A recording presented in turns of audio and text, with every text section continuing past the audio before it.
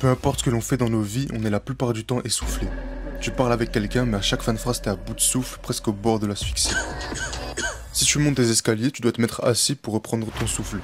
T'arrives pas à garder le contrôle de tes faits et gestes parce que t'as pas assez d'air pour que ton corps fonctionne correctement. Tout ça peut être réglé si tu changes ta manière de respirer. Parce que la seule raison pour laquelle ta vie est comme ça, c'est parce que t'as jamais assez d'oxygène pour être performant. On va voir pourquoi tu respires mal et comment mieux respirer. Je marche, et même si je le sais pas encore, je suis attiré par cette femme. Même si elle m'intimide pas, ma respiration va s'accélérer quand je vais aller lui parler. Peu importe que je sois stressé ou non, que je sois joyeux ou non, ou excité ou non, dans tous les cas, peu importe ce qui va se passer, ma respiration va accélérer quand je vais lui parler. Et tu le sais, même si tu as l'habitude d'aller parler avec des femmes, il y a toujours un moment où ton cœur il commence à battre plus vite, où il y a un certain type de femme qui te fait accélérer ta respiration. Et c'est normal, ça arrive à tout le monde. Ça arrive aux hommes en voyant des femmes, ça arrive à des femmes en voyant certains hommes. Et il y a d'autres cas où ta respiration s'accélère. Imaginons que tu es sous une barre de développé couché. Tu es à ta 10e ou on va dire 15e rep. Tu as ta 15e rep, tu veux aller à la 16e mais tu sais pas si tu vas la mettre. Ton corps, il va se mettre en état d'alerte, il va accélérer ta respiration pour que tu passes la 16e. Et c'est ça que tu dois retenir, c'est que ton corps, il accélère ta respiration pour te mettre en état d'alerte. Donc si on prend le truc dans l'autre sens, si jamais ta respiration elle s'accélère, c'est que ton corps il veut se mettre en état d'alerte. Dans les deux cas ça arrive, dans les deux cas je finis dans cet état d'alerte, mais dans les deux cas je m'en rends pas compte, parce que c'est inconscient. Et c'est là le problème que tu dois comprendre. C'est qu'en fait si notre respiration à certains moments nous pose problème, c'est parce qu'on n'est pas conscient de ce qu'elle peut faire. On n'est pas conscient, en fait on a pris l'habitude de respirer. Tu connais personne qui dans sa vie de tous les jours pense à respirer. Et si jamais on devait penser tous les jours de notre vie à respirer, beaucoup seraient morts d'asphyxie ou de manque d'oxygène. Donc notre cerveau, il fait en sorte qu'on oublie ce problème, que respirer c'est lui il gère. Mais le cerveau il a encore certains raccourcis. Il sait que si jamais il est devant une femme, il doit accélérer la respiration.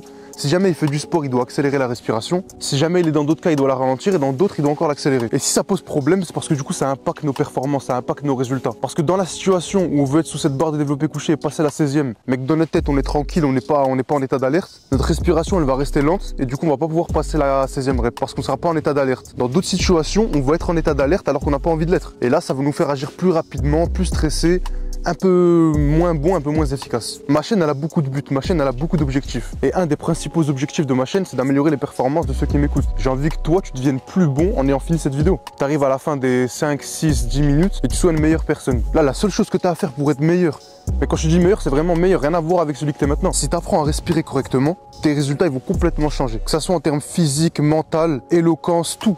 Parce que respirer, c'est important pour vivre, en fait. Donc si on arrive à changer en bien quelque chose qui impacte tout notre être et notre vie de tous les jours, alors c'est sûr qu'on va progresser 2 fois plus vite. Et là, je te donne la clé pour progresser 2 fois plus vite.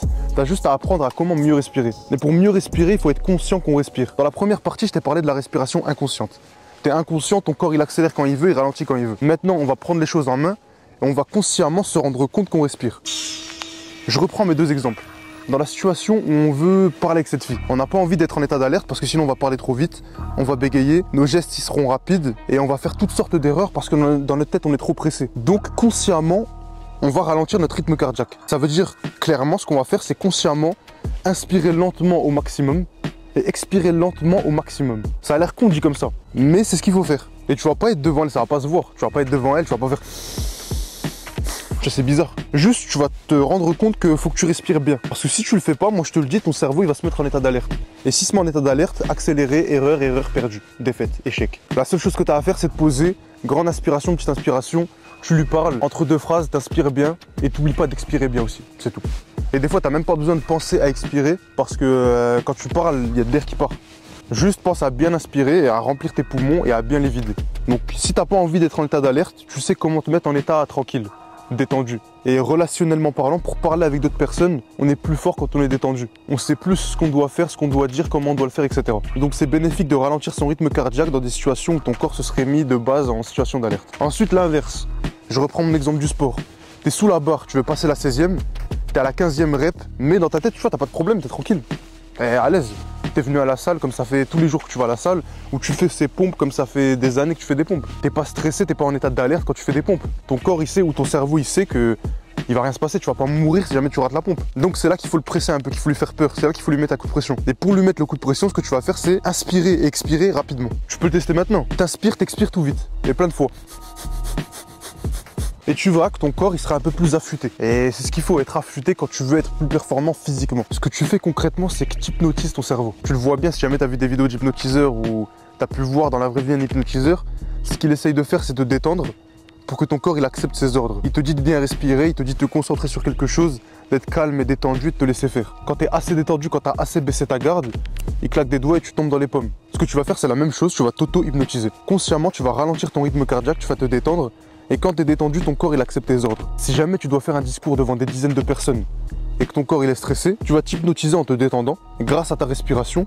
Quand ton corps il est assez détendu, quand ton corps il est prêt à accepter tes ordres, alors là tu peux aller faire ton discours, tu vas pas articuler, tu vas pas bégayer, tu vas pas être à bout de souffle à chaque bout de phrase. Tu vas faire en sorte de donner les ordres pour être performant. Et si jamais de base dans ta vie de tous les jours t'es pas quelqu'un de performant, c'est parce que ton corps il écoute pas tes ordres. Et s'il écoute pas tes ordres, c'est parce qu'il est trop stressé, il est trop alerté, il est trop en panique. Et quand t'es en panique, c'est compliqué d'écouter ce qui se passe là-dedans. Le conseil pratique que je peux te donner dans cette vidéo, c'est au cours de la journée te rappeler que tu respires. Quand tu vas au travail, quand tu vas à l'école, quand tu es dans le bus, la voiture, que tu marches, que tu te brosses les dents, que tu te laves le matin, rappelle-toi que tu respires. Et là, consciemment, ton corps, il va mieux respirer, il va inspirer plus pleinement, il va expirer plus pleinement. Et ça va être bénéfique pour tout le reste de ta journée. Si tous les jours, tu te rappelles que tu respires, que tous les jours, tu fais en sorte de contrôler ta respiration et de bien respirer, alors l'impact sur tes performances sera que bénéfique.